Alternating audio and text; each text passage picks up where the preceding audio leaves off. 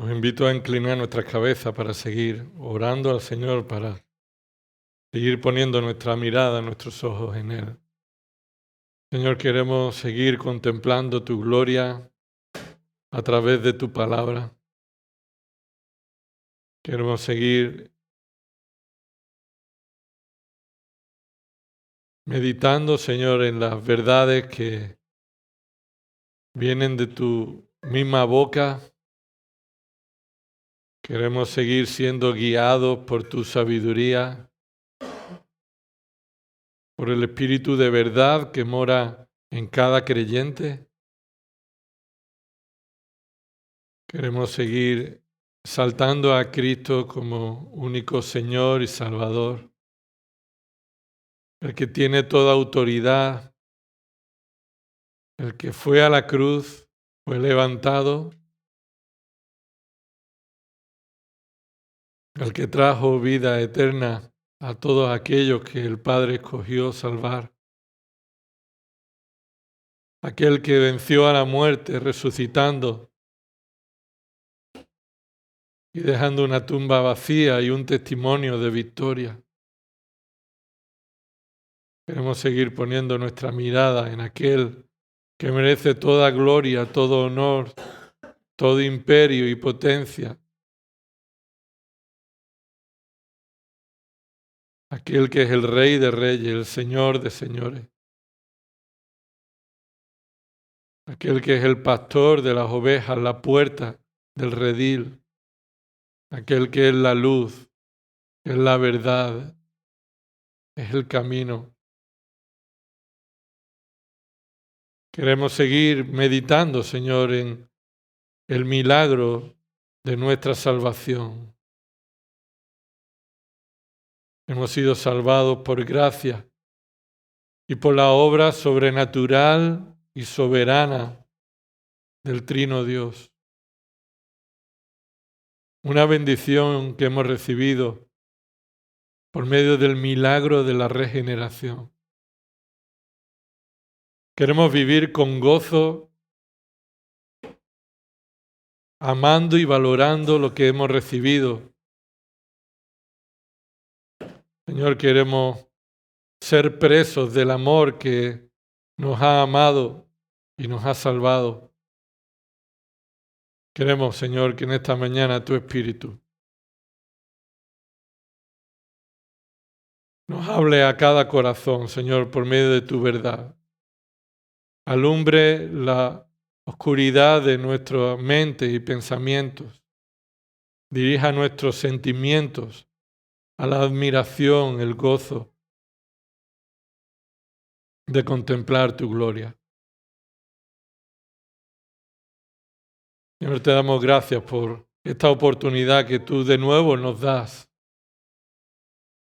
Y hasta que tú vengas, Señor, queremos depender de ti para anunciar a Cristo como el único Señor y Salvador. Anunciar su muerte y resurrección. Señor, y anhelamos que tú vengas pronto. No hay nada en la tierra que queramos, Señor, si en los cielos te tenemos a ti. Así que, Señor, guía este tiempo para que pongamos nuestra mirada en lo eterno, en lo celestial y las bendiciones que por tu gracia hemos recibido. Todo esto oramos en el nombre y por los méritos de nuestro Señor y Salvador Jesucristo. Amén. Os invito a abrir vuestra Biblia en Santiago capítulo 1. Y mientras llegáis ahí, recordamos que en los últimos 2 domingos hemos considerado que por medio del Espíritu Santo Salomón escribió en Eclesiastés que la vida en la tierra sin Cristo es vanidad. Todo lo que el mundo te ofrece es vacío, es nulo, no vale nada. Y vimos en el capítulo 9 de Eclesiastés cómo la mano de Dios hace que el hombre que está corrompido y está loco, solo la mano de Dios puede transformar al hombre en justo y sabio. Y por medio de esa obra que Dios hace, transformando al hombre, entonces somos llamados a vivir con gozo. A vivir con gozo sea cual sea la situación. A tomar nuestro pan, nuestro vino, es decir, a vivir con lo que el Señor nos provee con gozo. A dar testimonio de esta salvación que hemos recibido. En Santiago, capítulo 1, encontramos que el medio hermano de Jesús, hermano de Jesús por madre, no por padre, ya sabemos, él escribe a los creyentes, a estos que están dispersados, y les llama a considerar, como hemos sido animados en 2 de Corintios, a considerar su fe, a que examinen su fe, a que no se dejen llevar por el engaño de pensar que toda la fe es igual, todas las creencias son iguales, con que el engaño de que con el hecho de creer en la existencia de Dios, creer en la existencia de Cristo, eso es una fe salvadora. Sino que Santiago está mostrándonos pruebas de una fe genuina, en contraste a una fe falsa. Y lo primero que Santiago dice es que en la situación en la que vivimos de sufrimiento, eso no necesariamente es prueba de que no tenemos fe. No sé si te ha pasado, pero cuando vienen problemas, vienen circunstancias, muchos de los creyentes piensan que su fe es débil y que su fe no es verdadera. Incluso algunos enseñan esto. Si vienen enfermedades, si vienen pobreza, necesidad, dificultades, es culpa tuya por tu falta de fe. Eso lo hacen los que engañan a las iglesias con esa doctrina de la prosperidad, que no es evangelio, sino que es un falso evangelio. Y por eso Santiago dice en el capítulo 1, versículo 2, tened por sumo gozo, hermanos míos, el que os halléis en diversas pruebas. Así que el hecho de estar en diversas pruebas, en pruebas diferentes, esto no es otra cosa que un motivo para gozarnos. En medio de cualquier prueba, sea cual sea, diferentes, pero todas ellas deben caracterizarse en que el verdadero creyente, el que tiene la fe salvadora, considera esta situación como un motivo de gozo. ¿Por qué?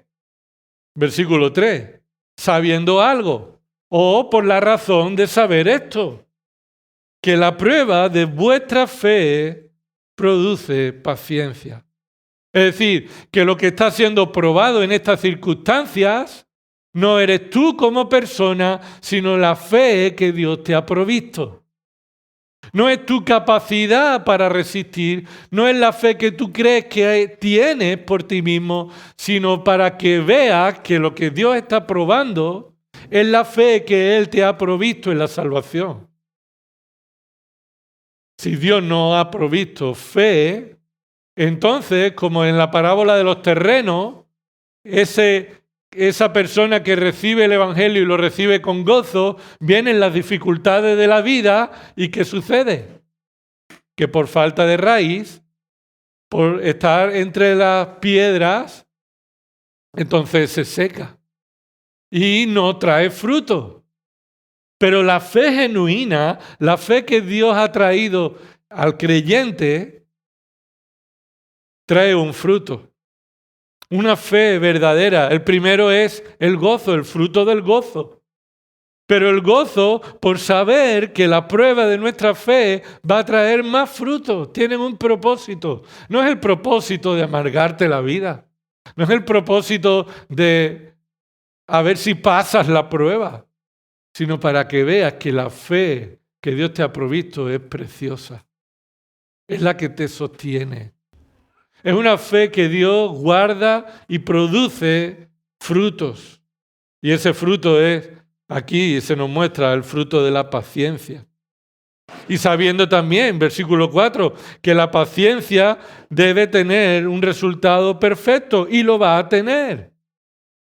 Esto es lo que va a suceder, que Dios va a hacer por medio de las pruebas que nuestra fe produzca una paciencia que va perfeccionándose, para que seamos perfectos y completos, sin que nos falte nada. A lo largo de esta carta, Santiago va a ayudar a los creyentes a vivir con gozo, conociendo la calidad de la fe verdadera que Dios ha traído. En el versículo 18 vamos a ver en esta mañana la verdad del nuevo nacimiento. La verdad sobre el nuevo nacimiento, que es la característica, una característica más de una fe genuina, una fe verdadera. Dice el versículo 18 de Santiago: en el ejercicio de su voluntad, Él nos hizo nacer por la palabra de verdad, para que fuéramos las primicias de sus criaturas. Este va a ser el versículo que vamos a meditar en esta mañana, con el propósito de no dejarnos engañar. Observa que este es el énfasis. Versículo 16. Esta enseñanza del versículo 18 sobre la regeneración, el nuevo nacimiento, viene encabezado por este mandato. Versículo 16. Hermanos amados, amados hermanos míos, no os engañéis. Y este es el contexto. Una de las formas en las que los creyentes somos engañados por otros o nos engañamos a nosotros mismos tiene que ver con no conocer la naturaleza y la realidad del nuevo nacimiento. El nuevo nacimiento es como sucedía o es parecido. El nuevo nacimiento sucede para detectar el verdadero evangelio, como lo que pasaba cuando yo iba a la chatarrería cuando trabajaba montando ascensores. Llevábamos a la chatarrería varias cosas que se habían desmontado en un ascensor. Y entre ellos queríamos vender entre acero inoxidable y hierro. Entonces llegaba el chatarrero y nosotros separábamos lo que era hierro y acero inoxidable. Para saber que el acero inoxidable era de gran calidad, el chatarrero venía con un imán. Y entonces pegaba el imán en el hierro y pegaba el imán en el acero inoxidable. Pero el imán no se pegaba en aquello que no era acero inoxidable. Lo parecía, pero no era. Nosotros queríamos sacar más dinero por eso, por el acero inoxidable. Pero el imán detectaba lo que no tenía valor. De alguna manera, el verdadero evangelio se detecta y se muestra según el concepto y la idea que tienes sobre el nuevo nacimiento. Lo que crees sobre el nuevo nacimiento te ayudará a protegerte del falso evangelio. El falso evangelio presenta un nuevo nacimiento que no es bíblico. Y por eso Santiago está llamando a los creyentes a no engañarse a sí mismos al no detectar la falsa fe, la fe muerta. Y una de ellas es la manera en la que entendemos el nuevo nacimiento. Esta idea de la fe genuina como resultado de la voluntad de Dios nos muestra en el versículo 12 una bienaventuranza. Observa el versículo 12. Bienaventurado el hombre que persevera bajo la prueba. Y es bienaventurado ese hombre por la razón siguiente, porque una vez que ha sido aprobado, recibirá la corona de la vida que el Señor ha prometido a los que le aman. Es decir, la fe genuina se muestra en la perseverancia que Dios hace a aquellos que han nacido de nuevo han recibido una fe verdadera y siguen dependiendo de la sabiduría de Dios. Por eso Dios ha prometido una recompensa a los que le aman, los que han sido aprobados, han superado la prueba. Pero la forma de superar la prueba es teniendo un buen concepto de Dios, un buen concepto, un correcto concepto del origen del mal o de la prueba. Y mira lo que dice el versículo 13, que nadie diga cuando es tentado, soy tentado por Dios, porque Dios no puede ser tentado por el mal y Él mismo no tienta a nadie. Así que la fe falsa es la que no tiene una idea adecuada y correcta de las pruebas. No perseveran en las pruebas porque esperaban que las cosas que vienen de Dios fueran siempre buenas y ellos también asumían y echaban la culpa a Dios de que cuando viene la prueba y pecaban, esto era culpa de Dios.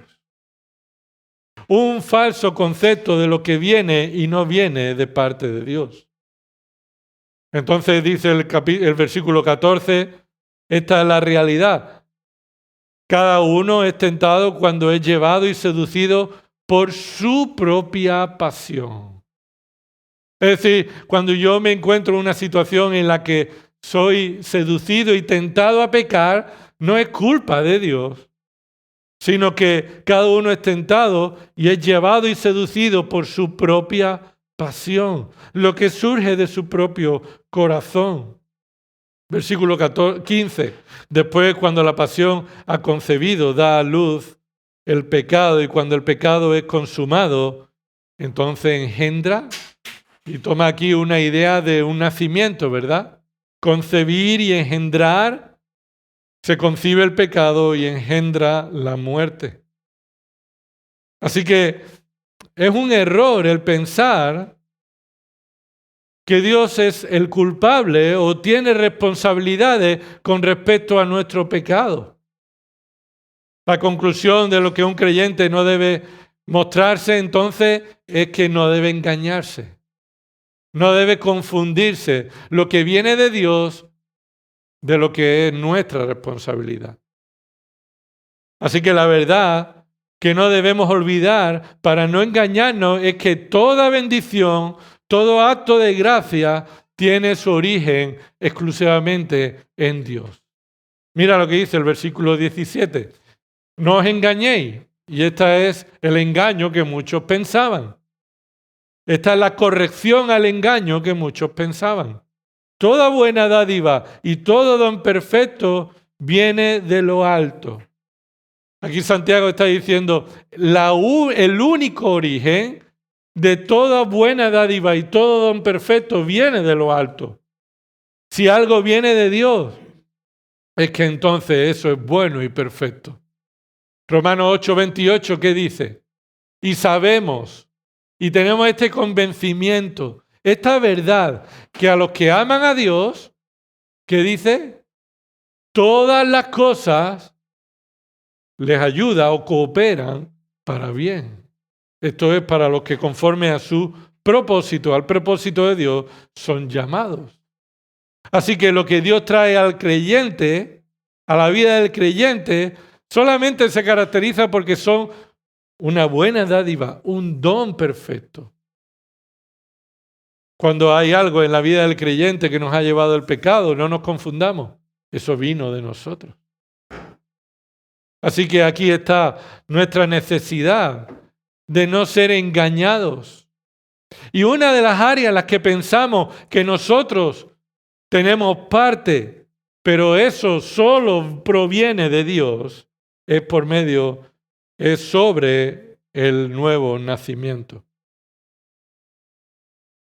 La fe verdadera cree que Dios es soberano y que Él es el que salva a los pecadores de principio a fin.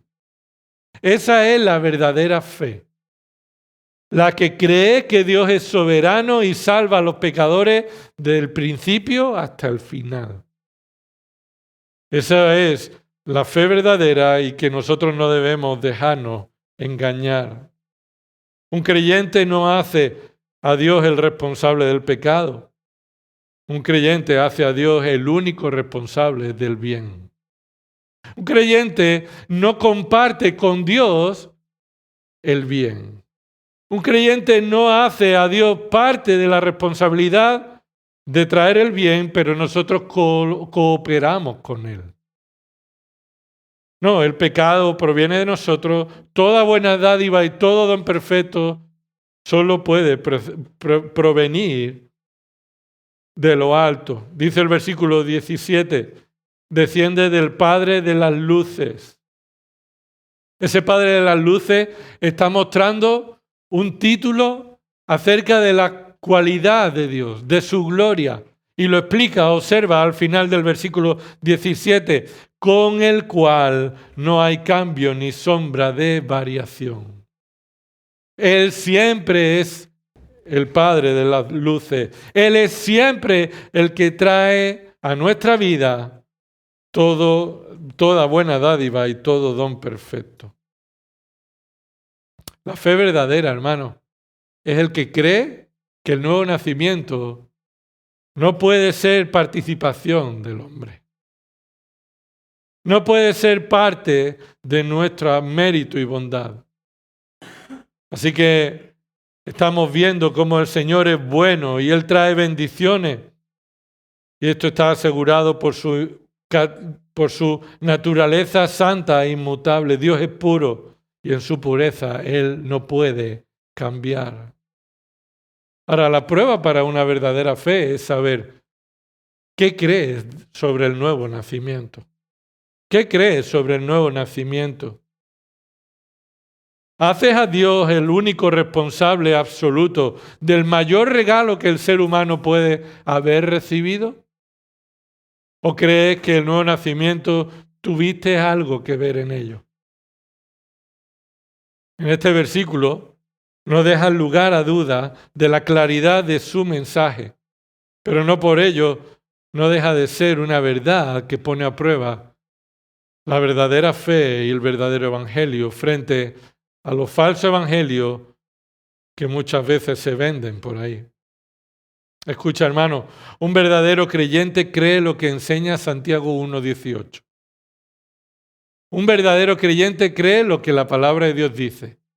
Y lo que Santiago 1:18 está en el centro y atenta contra el epicentro del orgullo del hombre. No hay nada más orgulloso en el hombre que pensar que él ha tenido parte en su salvación. Y la doctrina de la salvación va al centro del orgullo del hombre. Eso ha sucedido muchas veces por medio de la predicación de Cristo. Cuando Él predicaba y llamaba a todos a que le siguieran, y muchos de ellos pensaban que le habían seguido por sus méritos o por su santidad religiosa. Pero cuando Él les expone a la predicación, en el capítulo 6 de Juan, vemos que Él les llama a la comunión verdadera con el Hijo, con Cristo. Tenéis que comer de mi carne y beber de mi sangre. Tener una comunión excluyente y exclusiva en Cristo. Entonces muchos se alejaron de Él. Algunos han señalado esta verdad bíblica revelada en toda la Escritura como la máquina definitiva de Dios para aplastar el orgullo del hombre. Y es posible que sea así. Que la máquina definitiva, la forma definitiva que Dios ha presentado para aplastar el orgullo del hombre y para mostrar si la fe es verdadera o no, es por medio de la verdad del nuevo nacimiento. La alternativa a esta enseñanza de Santiago 1:18 es la salvación por obras. Hay una religión verdadera y una falsa. Se caracteriza porque la religión verdadera, la salvación se recibe por gracia, por la obra soberana de Dios. Toda religión falsa muestra la salvación como resultado de la obra. Y en el versículo 18 de Santiago 1, encontramos la máquina definitiva de Dios para aplastar el orgullo del hombre. Dios es celoso de su propia gloria. No la compartirá con nadie. Pero el hombre que pretende aparentar creyente no creerá esta verdad. El hombre que aparentará una fe genuina, pero su fe es falsa, no creerá esta verdad. Santiago nos muestra en una sola frase que Dios es digno de toda gloria por el nuevo nacimiento que da a los creyentes. La doctrina y la enseñanza de la regeneración o del nuevo nacimiento es fundamental para diferenciar el verdadero evangelio del falso y afecta a todos aspectos de nuestra vida. Esta doctrina del nuevo nacimiento afecta a todo aspecto de nuestra vida. Incluso afecta, por supuesto, nuestra evangelización, cómo compartimos el evangelio. Un hombre dijo: es un hecho sorprendente y digno de atención que no hay doctrina en todas las épocas de la Iglesia que haya suscitado tanta sorpresa y haya ocasionado tanta oposición por parte de los grandes y eruditos como esta mismísima doctrina del nuevo nacimiento. Es sorprendente, dice, porque esta doctrina ha suscitado grandes oposiciones sobre aquellos eruditos que piensan que creen la verdad de la Biblia, pero niegan la enseñanza bíblica del nuevo nacimiento. Incluso Lutero dijo sobre el nuevo nacimiento: mi doctrina no es de hacer y no hacer, sino de ser y convertirse. No es pues una nueva obra que hacer, sino ser creado de nuevo. No es vivir de otra forma, sino nacer de nuevo. Me regalaron el otro día un folleto que pretende presentar el Evangelio a otros. Y lo que el folleto presenta es otra nueva manera de pretender ser salvo. Cambiando tu estilo de vida, cambiando y haciendo cosas. Pero el verdadero evangelio llama al pecador al arrepentimiento, y solo esto es posible para aquellos que han nacido de nuevo. El nuevo nacimiento es una doctrina de la que se habla recurrentemente en la Escritura. Por ejemplo, apunta a Ezequiel capítulo 11, versículo 19. Ezequiel se denomina el nuevo nacimiento quitar el corazón de piedra de en medio de su carne y darle un corazón de carne. Dar un corazón nuevo y poner un espíritu nuevo en él. Lo ve en Ezequiel capítulo 36, versículo 26 también. En Hechos capítulo 3, versículo 19, en Hechos se denomina arrepentimiento y conversión al hecho del nuevo nacimiento, al resultado del nuevo nacimiento. En Romanos capítulo 6, versículo 13, se habla como presentarse como vivos entre los muertos. Los creyentes viven como vivos entre los muertos. Y esto se refiere a los que han recibido vida espiritual y viven en medio de los muertos espirituales. En Efesios capítulo 2, escuchamos de nuestro hermano Gersón, capítulo 2, versículo 1, que nosotros hemos recibido vida cuando estábamos muertos. Colosenses capítulo 3, versículo 9. Colosenses muestra de haberse despojado del viejo hombre con sus hechos y ha sido revestido del nuevo. En Tito capítulo 3, versículo 5, al nuevo nacimiento se le denomina el lavamiento de la regeneración. En Primera de Pedro capítulo 2, versículo 9, Pedro lo llama ser llamado de las tinieblas a su luz admirable. O segunda de Pedro, capítulo 1, versículo 4, el nuevo nacimiento se refiere ahí como ser participante de la naturaleza divina. Primera de Juan, capítulo 3, versículo 14. Juan lo llama pasar de muerte a vida. Esta es la regeneración, el acto secreto de Dios mediante el cual Él nos imparte vida espiritual cuando estábamos muertos en nuestros pecados. Así que vayamos a Santiago capítulo 1, versículo 18, y veamos estos 4 aspectos de un nuevo nacimiento. 4 verdades que nos guardarán de no engañarnos a nosotros mismos sobre nuestra salvación y sobre el verdadero evangelio. Son 4 verdades acerca del nuevo nacimiento que mostrará si tu fe es verdadera o es una fe muerta. En primer lugar, el origen. El origen del nuevo nacimiento. El origen del nuevo nacimiento está claramente expresado en el versículo 18. Es la voluntad soberana de Dios. ¿No? No empieza así diciendo, versículo 18, en el ejercicio de su voluntad. O en la Reina Valera dice, Él de su voluntad, y ese Él se refiere al Dios de las luces, el que no hay cambio ni sombra de variación. ¿Y cuál es la dádiva y el don perfecto? ¿Por medio de qué voluntad proviene? La palabra de Dios nos dice con claridad que el nuevo nacimiento es la obra de Dios de principio a fin porque se basa en su voluntad. En los demás elementos de la redención tenemos una parte activa. Los que hemos nacido de nuevo ahora tenemos una nueva voluntad para creer. Pero si no hemos nacido de nuevo, somos incapaces de cambiar nuestra voluntad. Nuestra voluntad será odiar la luz y amar la oscuridad. Pero el verdadero nacimiento nos muestra que no proviene de la voluntad del hombre. El hombre no puede nacer de nuevo. Y eso es lo que Nicodemo preguntó a Jesús cuando vino de noche y le habló a Jesús y Jesús le confrontó con una doctrina fundamental, la del nuevo nacimiento. ¿Y qué le dijo?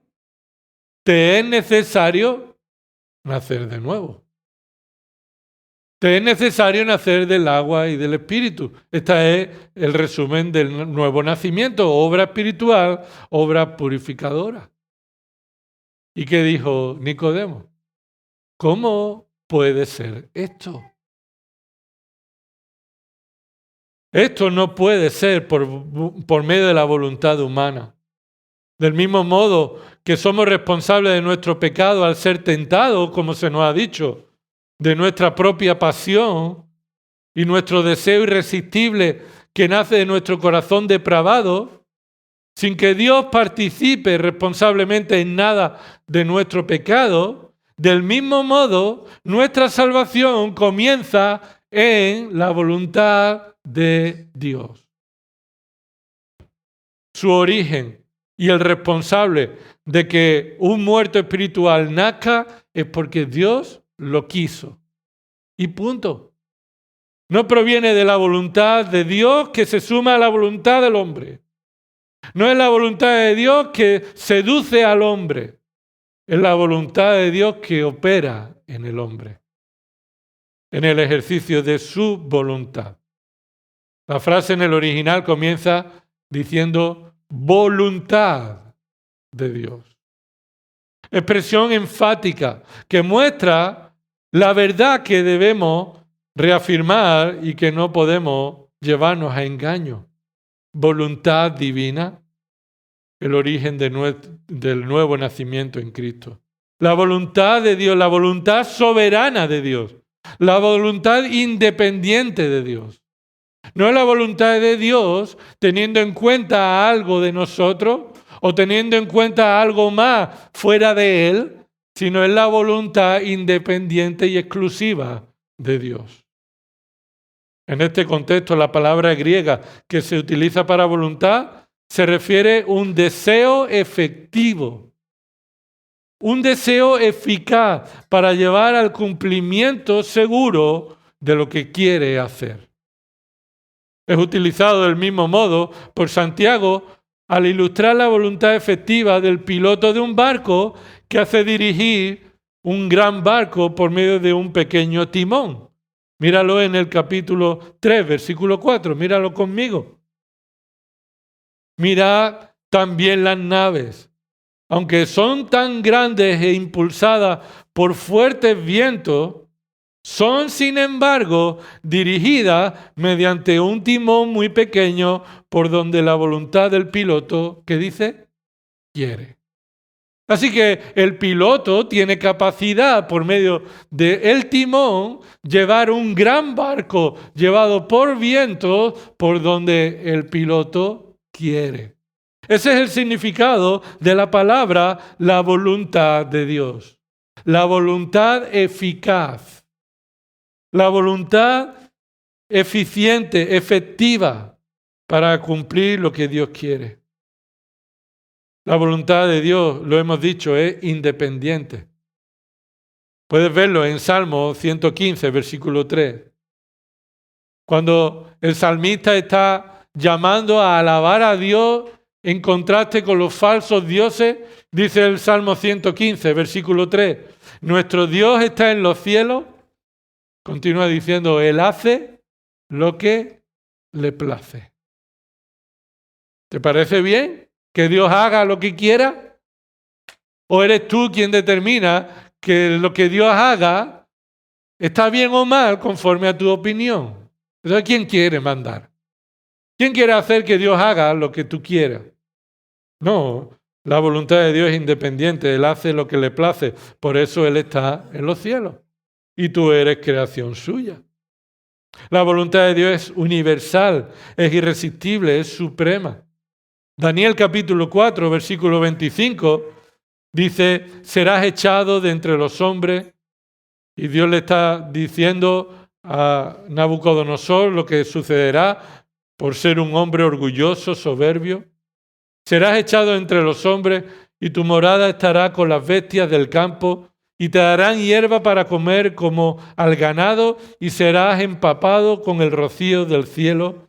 Y 7 tiempos pasarán sobre ti hasta que reconozcas que el Altísimo domina sobre los reinos de los hombres y que lo da a quien le place. Lo da a quien le place.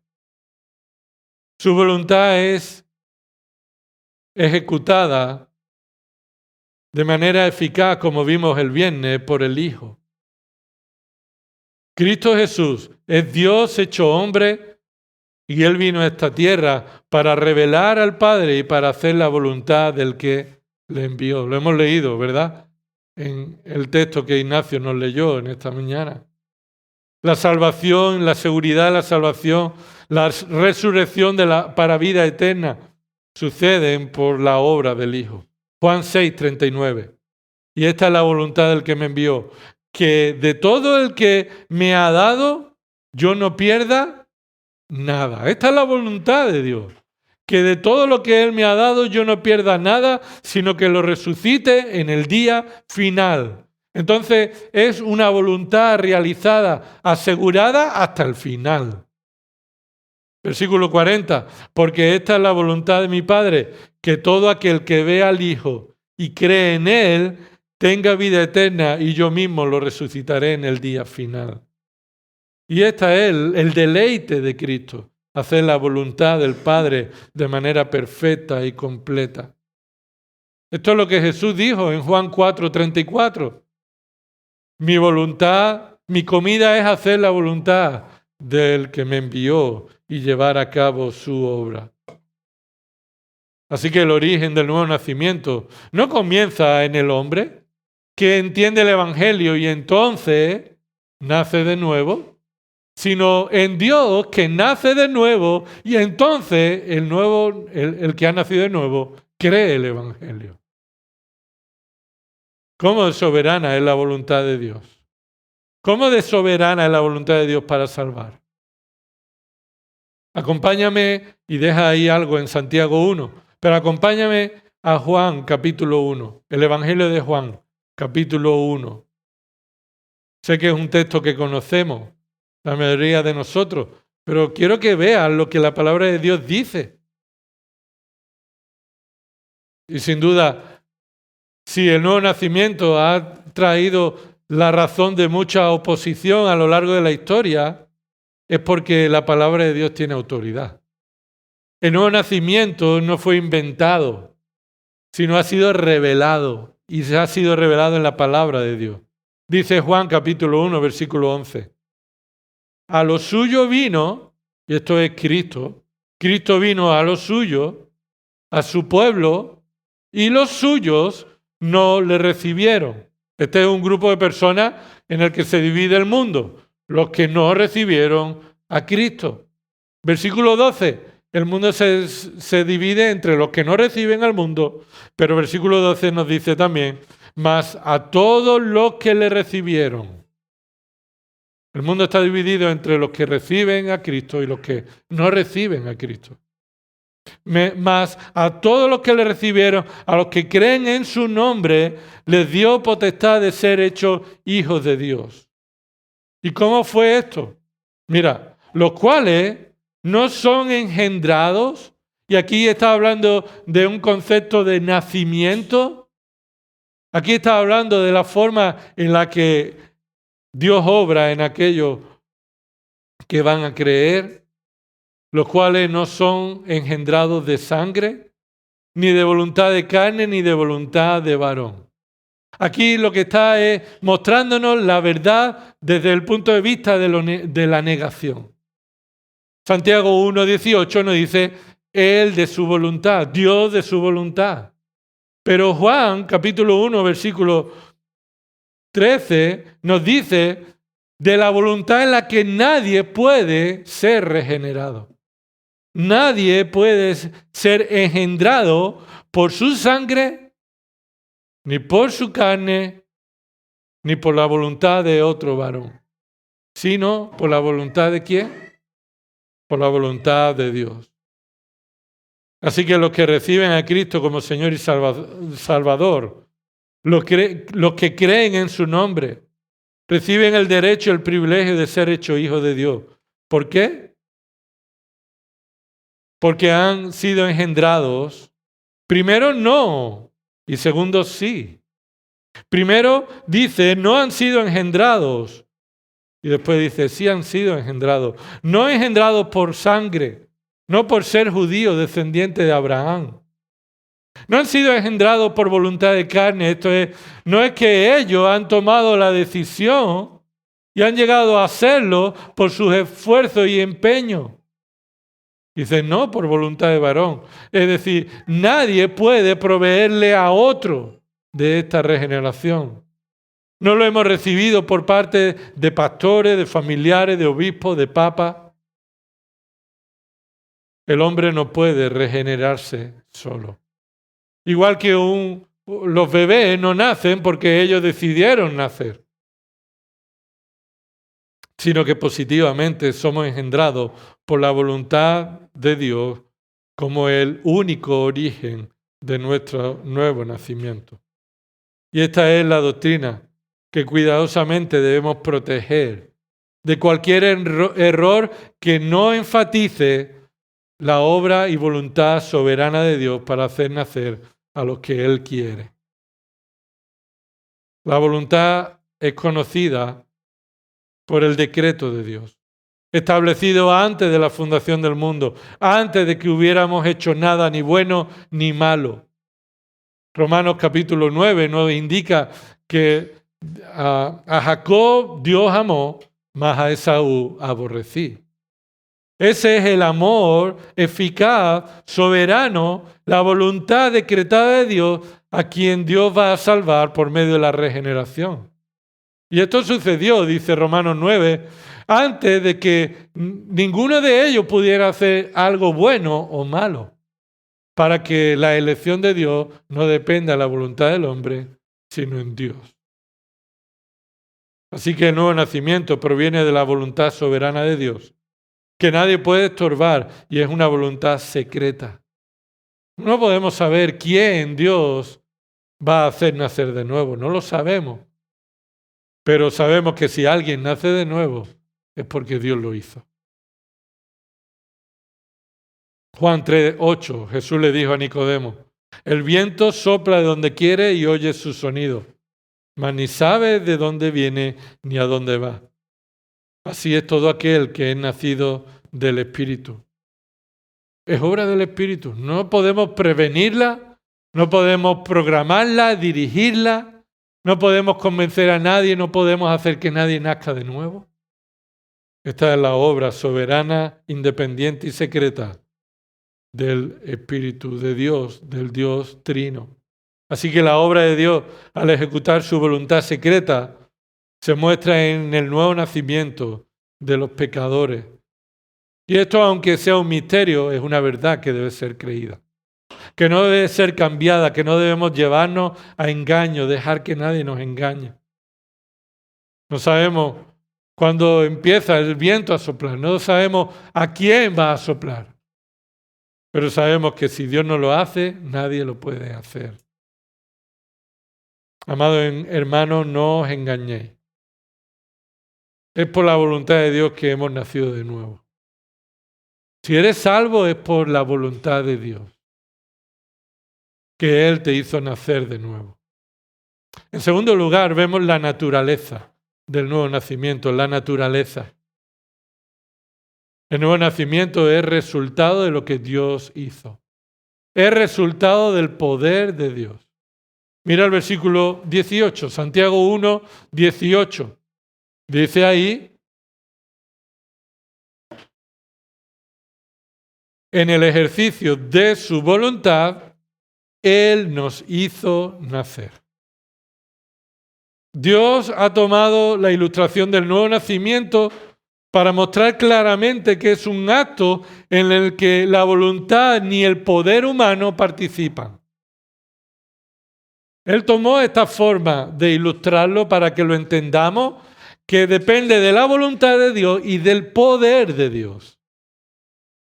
Dios no solamente la parte voluntariosa, volutiva, no es solamente la voluntad de Dios, sino el poder que Dios está haciendo actuar. Dios no es pasivo en el nuevo nacimiento. Dios es la única fuerza, poder, es el único que obra para que el nuevo nacimiento suceda en aquellos que Él ha escogido. Pero sí, nosotros participamos, pero participamos de manera pasiva. No participamos de manera activa. Él dice ahí, el versículo, Él nos hizo nacer. Esto excluye toda obra nuestra. Nos hizo es una obra que nosotros recibimos sin que nosotros participemos en ella, sino que recibimos el resultado. Romanos 5:5 nos dice que el amor ha sido derramado por medio del Espíritu Santo que nos fue dado. Nosotros lo hemos recibido, el Espíritu Santo se nos dio. Romanos 8:18, los sufrimientos presentes sin comparación con la gloria que nos ha de ser revelada. Nosotros no la vamos a revelar, se nos revelará, nosotros la veremos. Romanos 8:35, Dios nos concederá con Cristo todas las cosas. Por medio de la salvación, Dios nos da por medio de Cristo todas las cosas. Nosotros no las tenemos que alcanzar. Ese lenguaje de cógelo, tómalo, lo que Dios tiene para ti. No, Dios te lo ha dado y por gracia lo has recibido. Romanos 8:37, Dios nos amó. Nosotros somos pasivos en ese amor. Él nos amó a nosotros. Y nadie nos podrá separar del amor de Dios. Y es que yo no es que me podré aferrar al amor de Dios, sino que yo seré preservado en el amor de Dios. Tantas y tantas formas que vemos que nosotros somos pasivos en la obra que Dios trae a nosotros. Salmo 100, versículo 3, dice el salmista: reconoced que Jehová es Dios. Él nos hizo, y continúa diciendo para aclararlo por si quedan dudas, no nosotros a nosotros mismos. Eso tiene que ver con la obra de Dios al obrar en el pecador, en el muerto espiritual, y hacerlo nacer, siendo Él el único que tiene poder para hacerlo y nosotros receptores pasivos para recibirlo. ¿Qué puede hacer un muerto cuando tú le gritas, cuando tú le hablas? ¿De qué manera el muerto puede darse vida a sí mismo? Es inútil, completamente incapaz. Pero nosotros que estábamos muertos en nuestros delitos y pecados, nos dio vida juntamente con Cristo. Esa es la obra de la voluntad y el poder soberano y sobrenatural de Dios. Dios nos hizo nacer. Esta palabra solo aparece 2 veces en el Nuevo Testamento.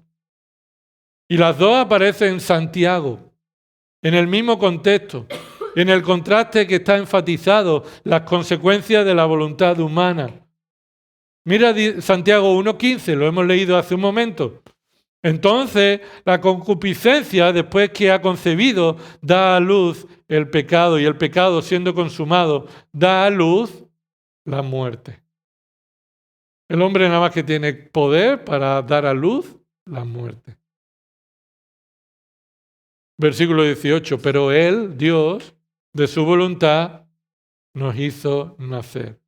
Y en sentido figurado, Dios nos parió, nos dio vida. Dios hizo ese acto de engendrarnos, este acto de dar luz, de darnos vida, de la regeneración, del nuevo nacimiento. Por tanto, hermanos míos, no os engañéis. No hemos nacido por nuestra fuerza ni nuestro poder. Somos salvos por la voluntad soberana de Dios. Sin que fuésemos mejores, sin que fuésemos merecedores, por pura gracia. Somos receptores del poder divino que nos ha dado vida cuando estábamos muertos. Así que tenemos el origen del nuevo nacimiento. ¿Cuál fue el origen? La voluntad soberana de Dios. La naturaleza del nuevo nacimiento, ¿cómo sucedió esto? Fue el resultado del poder de Dios. En tercer lugar, el medio del nuevo nacimiento. ¿Por medio de qué? ¿Qué usó Dios para hacernos nacer? Versículo 18. Por la palabra de verdad. Por la palabra de verdad. Este es el medio usado por Dios. Es el poder divino, el mensaje del Evangelio, por medio del cual Dios ejecuta su voluntad para hacernos nacer. Esta palabra es sinónimo de enseñanza o predicación. No se refiere a una palabra que pronunciamos y entonces nacemos de nuevo. Nosotros pronunciamos unas palabras secretas que Dios ha inventado para que nazcamos de nuevo. No, sino que la palabra es el mensaje, la enseñanza, el contenido y la forma de la predicación que Pablo usó, no de sabiduría humana, sino con la demostración del Espíritu y el poder de Dios. 1 Corintios 2. Míralo, 1 Corintios 2, versículo 4. Veamos desde el versículo 1. 1 Corintios 2, versículo 1. Cuando fui a vosotros, hermanos, proclamándoos el testimonio de Dios, y esto fue el contenido, el testimonio de Dios, el Evangelio. Pablo dice que no lo hizo de una manera concreta. Dice, no fui con superioridad de palabra o de sabiduría. Es decir, presenté os proclamé el testimonio de Dios, no haciendo uso ni tomando la eficacia por medio de palabras elocuentes o de sabiduría humana. Versículo 2. Pues nada me propuse saber entre vosotros, excepto a Jesucristo y este crucificado. Y estuve entre vosotros con debilidad y con temor y mucho temblor. Entonces no te extrañes, hermano, que cuando predique el Evangelio, esta sea la característica de esa situación. Predicas el Evangelio con temor, con temblor, con dependencia, sabiendo que no depende de tu elocuencia, de tu sabiduría, la eficacia de ese mensaje. Versículo 4. Y ni mi mensaje ni mi predicación fueron con palabras persuasivas de sabiduría, sino con demostración del Espíritu y de poder, para que vuestra fe no descanse en la sabiduría de los hombres, sino en el poder de Dios. Y esto es lo que Pablo está diciendo. Él predicó el Evangelio confiando, sabiendo que ese mensaje tiene el poder suficiente para hacer nacer de nuevo a quien Dios quiera hacer nacer de nuevo.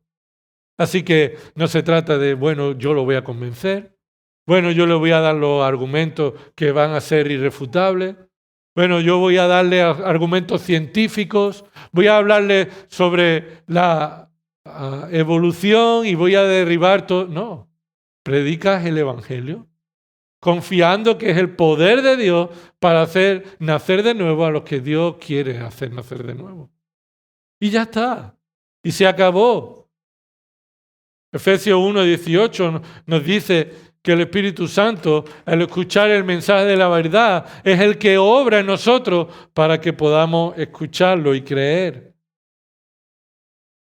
Primera de Pedro, capítulo 1, versículo 22, puesto que en obediencia a la verdad habéis purificado vuestras almas para un amor sincero de hermanos, amaos unos a otros entrañablemente de corazón puro, pues habéis nacido de nuevo. Y ahora dice, ¿cómo? Primero, no habéis nacido de una simiente corruptible. No habéis nacido ni de sangre, ni de voluntad de carne, ni de voluntad de varón, sino que habéis nacido de nuevo con una que es incorruptible, una simiente. Es decir, mediante, ¿qué dice ahí? La palabra de Dios que vive y permanece. Esa palabra de Dios que vive es la palabra de Dios que tiene poder, que es eficaz, que actúa conforme a la voluntad de Dios. Porque toda carne es como hierba y toda su gloria como la flor de la hierba. Sécase la hierba, cáese la flor, mas la palabra del Señor permanece para siempre. Y esta es la palabra que os fue predicada. Así que el nuevo nacimiento, su origen está en la voluntad soberana de Dios. Su naturaleza es el resultado del poder de Dios. El medio es la palabra de Dios. En cuarto lugar, el propósito. El propósito, el final. El resultado final, el motivo por el cual Dios ha hecho esto es para ser hecho para su gloria. Ser hecho para su gloria. Dice el versículo 18, Santiago 1:18. Para que fuéramos las primicias de sus criaturas. El propósito de Dios es glorificarse a sí mismo por medio de vidas santas, que no solo oyen la palabra de Dios, sino que obedecen y son hacedores de la palabra de Dios. Por eso dice en el versículo 19, ¿sabed esto, mis amados hermanos? Pero que cada uno sea pronto para oír y tardo para hablar, tardo para la ira. Y ahora está hablando de cómo el que ha nacido de nuevo debe obedecer la palabra de Dios y no solamente oírla. Versículo 12, sed hacedores de la palabra y no solamente oidores que se engañan a sí mismos. De nuevo el engaño. El engaño es pensar que nosotros hemos podido hacer algo en nuestra salvación, que algo bueno puede salir del corazón del hombre para hacerlo nacer de nuevo. El engaño es que no tienes que hacer nada para la gloria de Dios. Tu obediencia ya no es necesaria. Y no es necesaria para la salvación. No somos salvos por nuestra obediencia. Somos salvos por la obra de Dios haciéndonos nacer, dándonos la voluntad para creer y capacitándonos para obedecer ahora su palabra como forma de demostrar que somos hijos de Dios, como un hecho inevitable que muestra que somos hijos de Dios. No es que yo quiero demostrarlo, sino que se demuestra sin que yo pueda evitarlo. Así que la verdadera regeneración trae un resultado para la gloria de Dios. Recuerda lo que aprendimos en Efesios capítulo 2, versículo 10. Porque somos hechuras suyas. Porque somos hechuras suyas, creados en Cristo Jesús para hacer buenas obras. Este es el propósito por el cual Dios nos hace nacer de nuevo. Nos hace ser primicia, es decir, la creación de Dios perfecta en Cristo Jesús, el perfecto, para que ahora podamos ser capacitados para hacer las buenas obras. Y estas obras porque son para la gloria de Dios. Porque dice Efesios 2:10, las cuales Dios preparó de antemano para que anduviéramos en ellas. Y eso es lo que somos, hechura suya, por medio de la regeneración, para su gloria. Así que las obras que hacemos de obediencia a Dios es para su gloria, porque Él nos hizo nacer y nos da la capacidad en el Espíritu para poder vivir en obediencia a Él. Tenemos, hermanos, que terminar. Romanos 11:36, sabéis bien lo que dice ese versículo. Porque de Él, ya sí, ¿verdad? Porque de Él, por Él y para Él. Y lo que está diciendo ahí es que todas las cosas se resumen en esto, en la salvación. Pablo está diciendo ahí que en la salvación la conclusión es esta. Todo es de Él, todo viene de su voluntad, por Él, por el poder que Dios ha hecho obrar, por su palabra y para Él, es decir, para su gloria.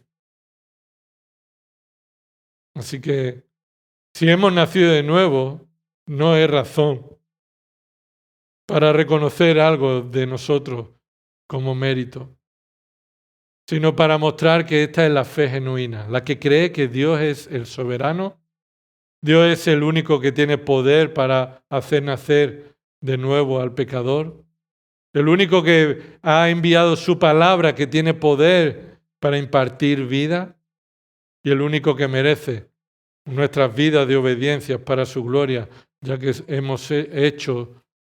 somos hechuras suyas, somos las primicias de sus criaturas, somos creados en Cristo Jesús. Señor, te damos gracias por tu palabra, gracias por tu voluntad, porque si tú no hubieras querido hacernos nacer de nuevo, no podríamos creer en ti. Estaríamos todavía muertos en nuestros delitos y pecados. Señor, no podríamos hacer ninguna obra que te trajera gloria a ti. Señor, pero tú has querido. Por tu soberana voluntad nos has hecho nacer de nuevo. Por el poder que ha obrado en nosotros, tú nos diste vida, nos hiciste nacer. Por medio de tu palabra poderosa, sin necesidad de ser adornada, el Evangelio es el poder de Dios para salvación a todo aquel que cree. Señor, y para hacernos criaturas tuyas para tu gloria, para vivir vidas que te glorifiquen en obediencia progresiva. Y si hay alguien en esta mañana que ha escuchado el Evangelio, de que hay un Dios verdadero, santo y justo, y que todos los hombres hemos pecado contra Él, hemos ofendido su santidad, nos hemos rebelado, y nuestra rebelión merece el castigo eterno en el infierno, que está preparado para todos aquellos pecadores.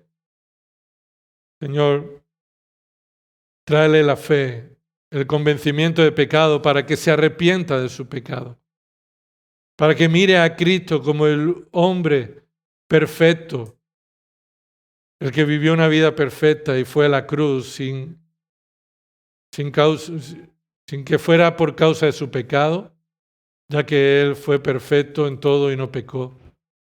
Él fue a la cruz para cargar con la culpa y los pecados de aquellos que creen en Él. Y venciendo a la muerte en la resurrección, Él está sentado a la diestra del Padre y un día volverá a por los suyos. Señor, trae salvación, convencimiento de pecado, arrepentimiento verdadero, fe verdadera en los pecadores que en esta mañana están aquí. Y Señor, al resto, ayúdanos a no engañarnos, a no dejarnos llevar por el engaño y a detectar el verdadero evangelio del falso por medio de la verdad del nuevo nacimiento. Señor, te adoramos por tu obra perfecta, por tu salvación, la salvación que tú nos has dado y porque tú aseguras nuestra salvación por la eternidad hasta el día que Cristo venga. Todo esto oramos, Señor, en los méritos y en el nombre de Cristo Jesús. Amén.